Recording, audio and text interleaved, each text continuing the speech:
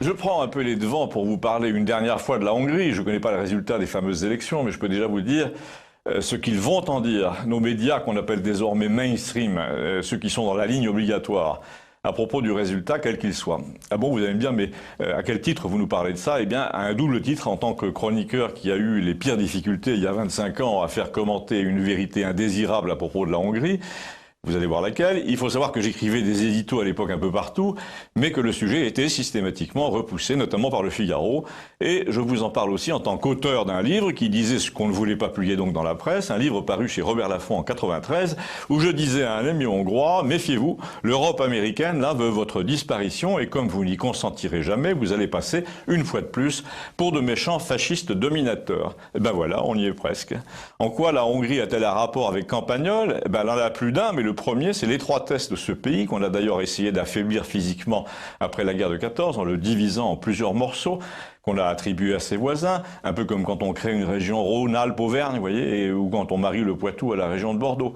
Eh bien là, Clémenceau s'est arrangé à l'époque avec les vainqueurs du conflit, du premier conflit du XXe siècle, pour dépecer la Hongrie, pour la punir.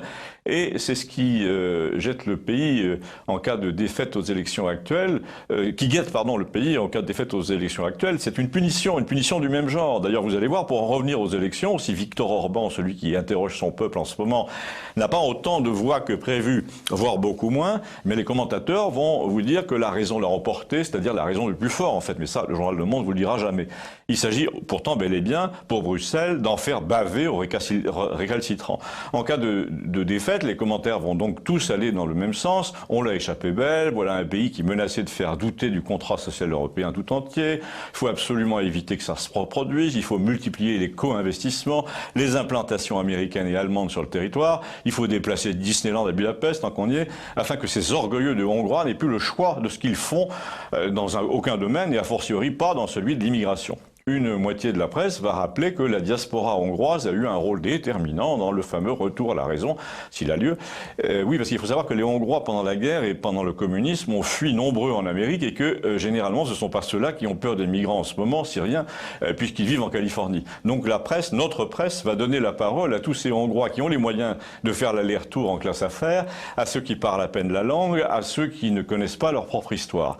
Ça, c'est en cas de défaite de la Hongrie farouche, celle qui se réclame de ses ancêtres, hein, celle qui est furieuse contre Clémenceau et le traité de Trianon, et qui ne vit pas en Californie. Mais si c'est celle-là qui gagne, la traditionnelle, et c'est pas exclu, la presse va vous la décrire de façon affreuse. Elle va vous dire qu'elle est islamophobe, sans vous rappeler qu'elle a subi l'islam sur son sol avec massacre, école coranique, destruction des églises pendant 80 ans quand même, à la fin du règne de Louis XIV.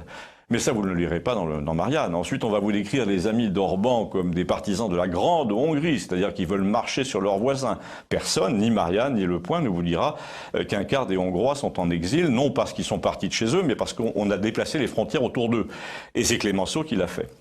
Et on n'a pas fini de le payer. Enfin, on va essayer de vous faire croire que la Hongrie vit dans le repli, mais toute son histoire dit le contraire. Quand vous vous promenez à Budapest, ça ressemble à Brooklyn, à Vienne, à Salzbourg, à Londres, puisque le Parlement est copié sur le Parlement anglais.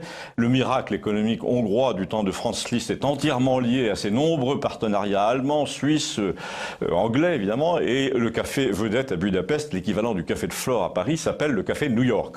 Donc il faut avoir le degré de culture d'un journaliste de l'IB pour avancer encore la thèse du repli. Mais le pire, c'est qu'on va nous dire qu'ils sont antisémites. Combien vous pariez?